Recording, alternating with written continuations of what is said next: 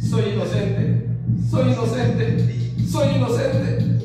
Hola, ¿qué tal? El día de hoy vamos a visitar el Búnker 2. el Búnker 2. ¿Y qué es el Búnker 2? En realidad es un antiguo búnker en donde se ha convertido en museo, pero recordemos que estos búnkeres tienen una historia y están relacionadas con la dictadura de Enver Hoxha. ¿Quién habrá sido Enver Hoxha? ¿Por qué construyó casi 200.000 búnkeres en Albania? Hoy les invitamos a ver este video, el cual puede ser también muy triste, sobre todo por las víctimas que hubo durante la dictadura comunista. Hoy me acompaña mi esposita Enelin. ¿Cómo te sientes? Emocionada. Emocionada y curiosa seguramente para poder descubrir la historia de estos búnkeres. Bienvenidos a Tirana. Y en estos momentos estamos yendo al Búnker 2, un antiguo búnker que estaba aquí en el medio de toda la capital. Y vamos a ver cómo ha sido convertido ahora en un lugar para visitar. Ahí está la entrada. Y acabamos de llegar al Búnker 2. Bueno, hoy en día es un museo. Era aquí un antiguo búnker en medio de la ciudad, porque estamos al lado de la plaza principal y de la municipalidad. Miren cómo se veía este lugar. Bueno, aquí estamos. Vamos a ver cuánto cuesta la entrada. Y también si podemos, ojalá, filmar dentro del Búnker 2. La historia de Albania tiene que ver también con la dictadura de un personaje llamado Enver Hoxha. Ese dictador estuvo en el poder por 41 años, de 1944 a 1985. Sucede que Enver Hoxha se va a separar y se va a deslindar de los rusos, de los yugoslavos y de China. A partir de ese momento, Enver Hoxha temió de que en algún momento alguien pudiera invadir Albania. Esa paranoia y ese temor hizo que Enver Hoxha mandara construir búnkeres por todo el país. Se calcula que hizo 173.000 búnkeres, sí, 173.000 búnkeres, porque consideraba que de esta manera podía proteger no solamente a él y a su familia o a las personas de rango más alto, sino también a la población en general. Se calcula que por cada kilómetro cuadrado que tiene Albania hay 6 búnkeres. Entre 1967 y 1982, Enver Hoxha ordenó que se construya estos espacios en el subsuelo para proteger a los albaneses de cualquier invasión que jamás se dio. Se gastó mucho dinero llevando a la pobreza y al hambre a mucha gente, pero estos lugares que hoy van a estar abandonados y que lo vamos a encontrar en cualquier espacio, incluso en el campo, hoy no sirven para nada. Bueno, vamos a entrar al Búnker 2 y vamos a ver cómo es un búnker por dentro. ¿Listo, esposita? ¿Vamos a entrar? Vamos a entrar al Búnker 2. Ahí está, en memoria de las víctimas de un terrorismo comunista, porque recordemos que aquí se van a dar muchas muertes durante la época difícil que vivió Albania. Aquí tenemos el Búnker 2. Hoy en día un museo. Vamos a ver cuánto cuesta la entrada. Bueno, vamos a entrar. Les contamos que hay un Búnker 1 a las afueras de Albania. Este es el que se hizo después aquí en el centro de la ciudad. Bueno, todo esto es el espacio del búnker. Aquí vamos a encontrar, por ejemplo, cómo eran las bases. Y ahí, por ejemplo, vamos a ver todo este espacio. Miren las puertas, pues de hierro, muy pesadas, para poder cerrar y proteger. Bueno, vamos a ver todos estos espacios. ¿Cuántos espacios tenía un búnker? Bueno, yo había escuchado y había leído también sobre los búnkeres que hizo Hoxha, y la verdad que siempre quise estar dentro de uno de ellos para ver cómo era. Lo he visto en documentales, pero jamás pensé pues pisar uno de estos. Y es que la historia de Albania puede ser realmente muy chocante por todo lo que les tocó vivir. Hay un escritor que se llama Ernesto Sábato. Él es un argentino también de origen albanés por parte materna y tiene un libro en sus memorias en donde él pues va a describir cómo fue su visión sobre Albania. Albania consigue su independencia en 1912. Después de 400 años de dominio otomano, Albania logra independizarse. Pero la verdad es que va a pasar en manos de muchos invasores. Recordemos que en 1925 se va a dar por primera vez la elección de un presidente, después de haber vivido tanto tiempo bajo el dominio otomano. Ese presidente en 1928 decidió presionar al Parlamento y posteriormente llegó a convertirse en el primer rey de Albania. Estamos hablando del rey Sub I. Después del reinado de poco más de 11 años, Benito Mussolini consideró de que el fascismo debía dominar esta parte de Albania y 2 días después del nacimiento del futuro heredero del reino de Albania, Mussolini Italia invade Albania, dándose después una invasión no solamente fascista, sino también una invasión nazi. Posteriormente, el comunismo va a dominar gracias a un personaje que va a aparecer, Enver Hoxha.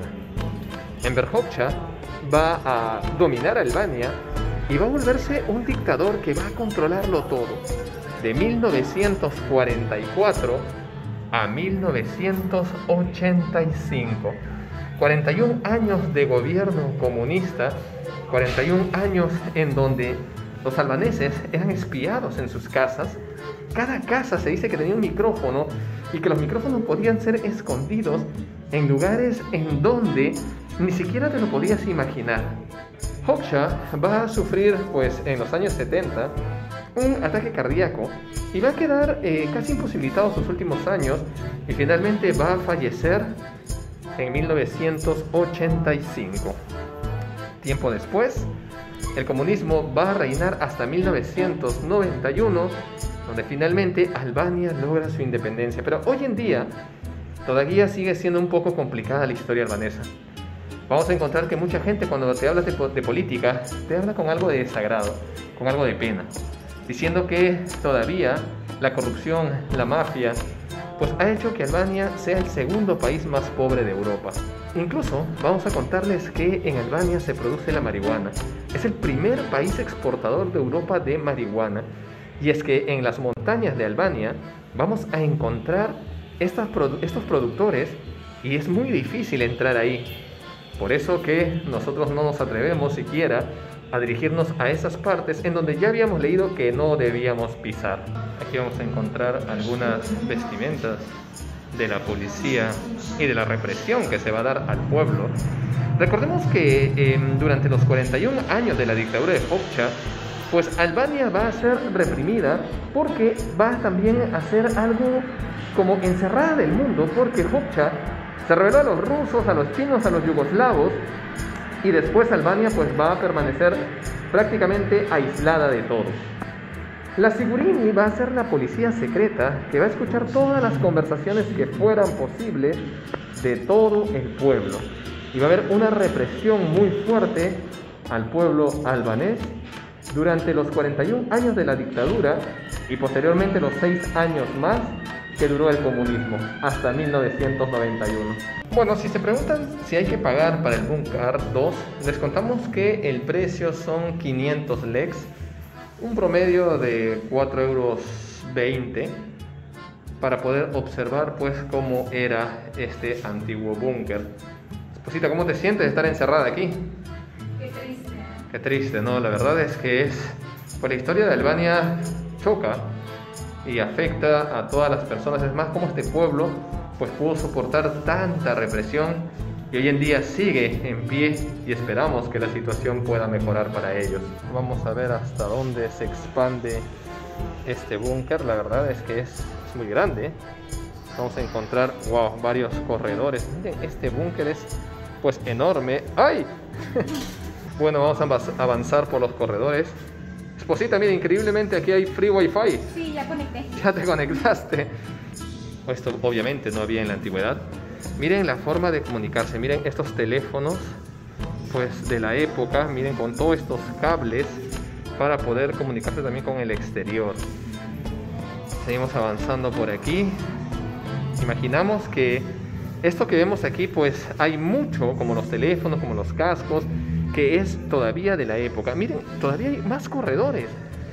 Y estos búnkeres los vamos a encontrar. Este de acá es uno de los que todavía queda pues bien hecho, es decir, no ha sido olvidado, pero de los 173.000 que se van a construir, hay muchos que hoy en día sirven simplemente de graneros, sirven simplemente para que los jóvenes vayan, para que algunos pues se dediquen a tomarlos de cualquier tipo de espacio, simplemente estén abandonados. Mucha gente dice que incluso hay personas que van a vivir en esos lugares cuando no tienen un lugar en donde refugiarse. Este búnker tiene 4 corredores. Estuvimos en el primer corredor. Vamos a entrar ahora al corredor número 2. Vamos a ver aquí espacio, por ejemplo, para la Sigurimi, que era la policía secreta. Observen todo esto. Los nombres de las personas, por ejemplo, wow, ejecutados por situación política. 5.500 personas. Aquí encontramos armamento de la Sigurimi, de la policía secreta. Les contamos que Albania, durante la dictadura de Hoxha, fue el primer país del mundo en declararse ateo. Enver Hoxha consideró que la religión no debía ser importante en Albania y, a través de la ley y la constitución, declaró a Albania como país ateo. Los campos de concentración o campos de trabajo no son nada nuevo para ustedes. Seguramente ya lo han escuchado o lo han visto en el video que hicimos sobre Auschwitz en Polonia. Les invitamos a verlo. Les cuento que aquí hay un mapa, este es el mapa de Albania, en donde también se van a ver las prisiones para políticos. Por ejemplo, la prisión de Skoder, la prisión de Kukes, la prisión de Burrell y muchas otras prisiones que se van a dar en todo lo largo del país. Pues ahí van a estar los prisioneros políticos y se le llamaba los campos de labores. Bueno, ya sabemos que estos campos de labores en realidad van a ser campos de concentración en donde ellos van a vivir en unas situaciones deplorables y muchas veces van a morir.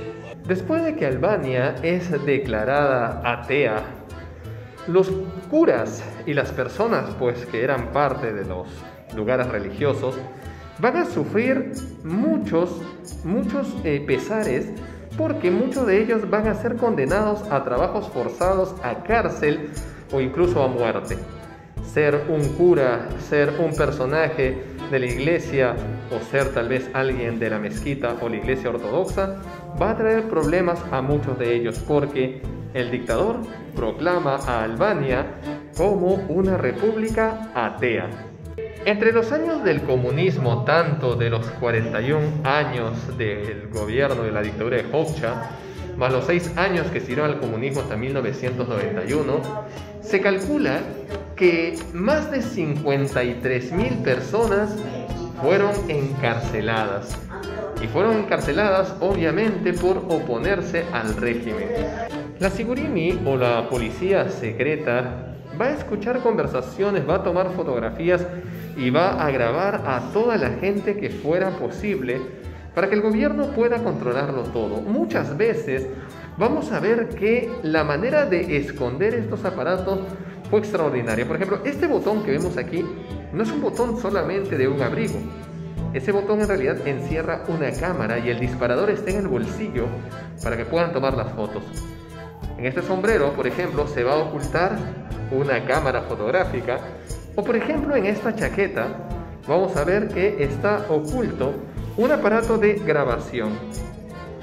Todo esto hacía que la Sigurimi tenga controlada al pueblo. Y lo peor es que muchas veces en las casas hay micrófonos.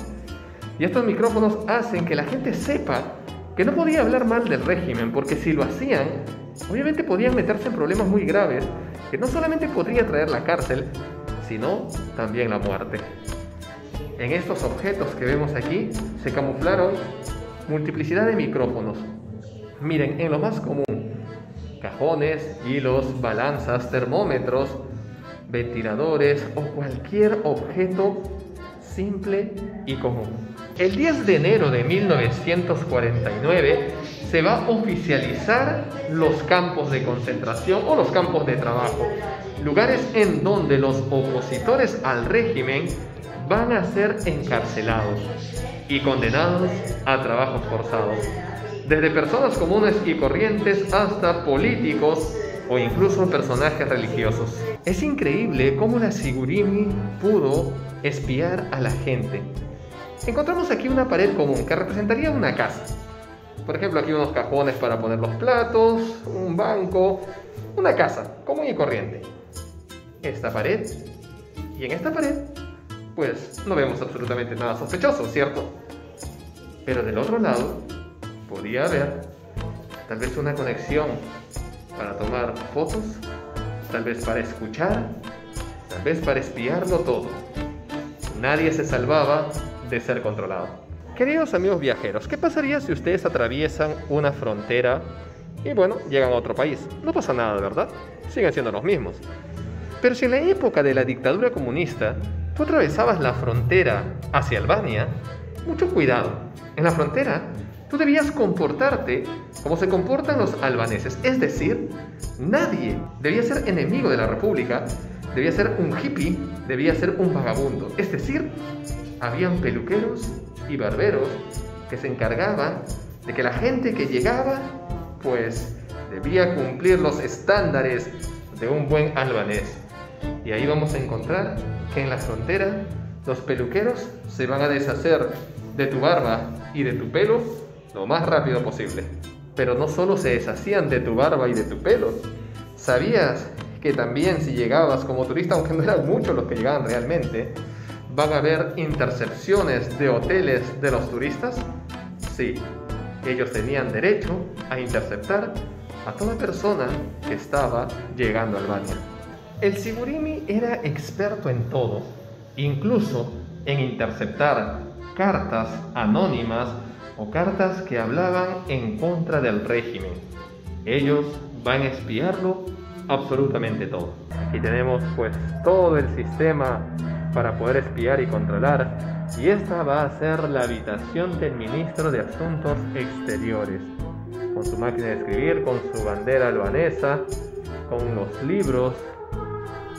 Y aquí, por ejemplo, la sala importante, la sala de reuniones, donde va a estar el máximo exponente, el máximo representante, el ministro. Ahí lo tenemos. Y aquí tenemos los 3 teléfonos. Bueno, les contamos. Teléfono negro, si sonaba, quiere decir que había un problema, y el problema podía ser serio. Teléfono rojo, el problema aún no había sido solucionado. Teléfono blanco, el problema tiene solución. El régimen también estaba adelantado a su época. Aquí encontramos una de las primeras computadoras que va a servir para la época del comunismo. Hoy en día, si alguien no te gusta, pues que esté en tu fotografía, lo borras, ¿verdad? Pero si hablamos de hace 50 años, ¿creen que sería posible? Pues sí. Había formas de borrar a la gente. Tal vez tú no estabas de acuerdo. ¿Y qué hacías? Bueno, hacías lo siguiente. Esta persona me desagrada, le borro la cara. Esta persona también, pues le borramos la cara o simplemente le ponemos una mancha. Este hombre no quiero que esté ahí, lo borramos completamente. Este hombre igual, quiero que lo saques. Listo, ya no tenemos caras. Igual, por ejemplo, aquí. Y de esa manera se va a dar la censura a través de la manipulación fotográfica, como se dio también durante la dictadura, y como tenían muy buenos aparatos para lograrlo. ¿Qué te pareció el corredor 2 en donde controlaban todo? Horrible.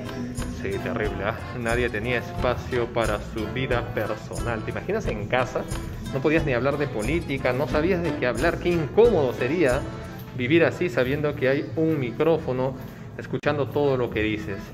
Vamos a pasar al corredor 3, cuartos de artista o las salas de reuniones. Bueno, vamos a entrar a esta parte del búnker. Vaya que los búnkeres son enormes. Imaginamos cuánto dinero se gastó en todo esto.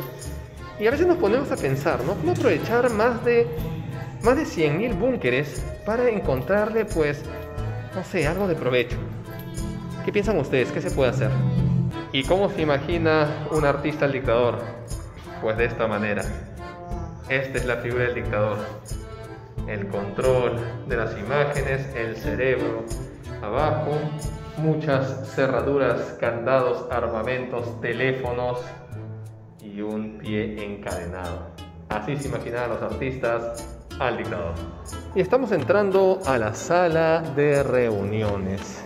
Esta de acá va a ser las salas de reuniones en la época antigua. Este búnker, recordemos que este búnker se ubica al lado de la municipalidad de Tirana y también en medio de la plaza más importante del país. Entonces este búnker pues va a ser uno de los lugares especiales en donde sobre todo la gente importante del régimen se va a encontrar. Y una frase de la Madre Teresa de Calcuta que no hay que olvidar: la maldad empieza o se enraiza cuando un hombre comienza a pensar que él es mejor que otros. Excelente frase de la Madre Teresa. Recordemos que la Madre Teresa, a pesar de haber nacido en Skopje, fue de origen albano y por eso es que se va a considerar como un personaje de Albania, la Madre Teresa. Tanto así que incluso el aeropuerto de Tirana se llama Aeropuerto Madre Teresa. Y llegamos al corredor número 4, tal vez uno de los peores lugares. ¿Por qué? En este lugar que vemos cómo la luz se prende y se apaga, se daba el interrogatorio. ¿Se imaginan estar ahí? Pues debe ser terrible pensar que te va a interrogar alguien de la Sigurimi o tal vez sacarte información y tú no sepas nada. Y mientras tú te encontrabas en ese cuarto, tal vez preguntándote si saldrías o no con vida, aquí se encontraba tu carcelero. Él, muy tranquilo, esperaba que tú en este lugar perdieras la calma, te fueras de los nervios y confesaras tal vez algo que hiciste.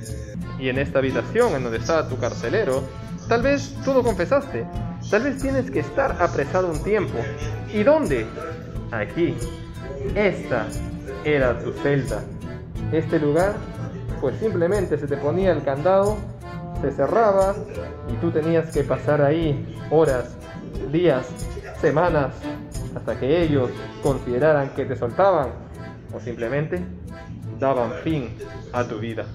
Y tal vez la gente sospechaba que estabas contaminado de algo.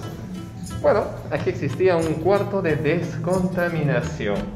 Pasabas una puerta, pasabas otra gruesa puerta, pasabas una puerta más y llegabas a un espacio en donde debían descontaminarte. Sí, por aquí pues vas a observar muchos químicos y finalmente, después de pasar una cuarta puerta en donde vas a ver duchas, acá tienes que descontaminarte, quitarte todo, porque estás entrando a un espacio en donde tienes que quedar todo lo sucio aquí.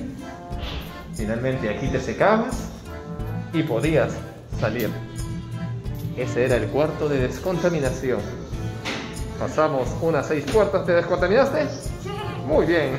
Y llegamos al final. Vaya que hemos aprendido muchísimo. Pero la verdad es que también nos afecta ver todos estos lugares. Hay un búnker art, como les dije al inicio, en las afueras de Tirana, que sería bueno también visitarlo. Es un poco más grande, pero este de acá no nos ha decepcionado para nada. Mi esposita dejando sus impresiones sobre el Búnker Art 2. ¿Qué te pareció? Muy interesante, vale la pena visitar. Y esa fue nuestra visita. ¿A dónde? Al Búnker 2. Al Búnker 2. ¿Y qué te pareció? Es muy triste, interesante. Sí, la verdad que saber cuánta gente murió, cuánta gente fue apresada y cuánta gente pues estuvo bajo este dominio, la verdad que parte el corazón, pero es también una forma de aprender y no olvidar la historia. Recordemos que quien olvida la historia está condenado al fracaso. Y ya saben, si les ha gustado el video denle un like, suscríbanse dándole un tic a la campanita y nos veremos pronto en otro lugar del mundo. Adiós.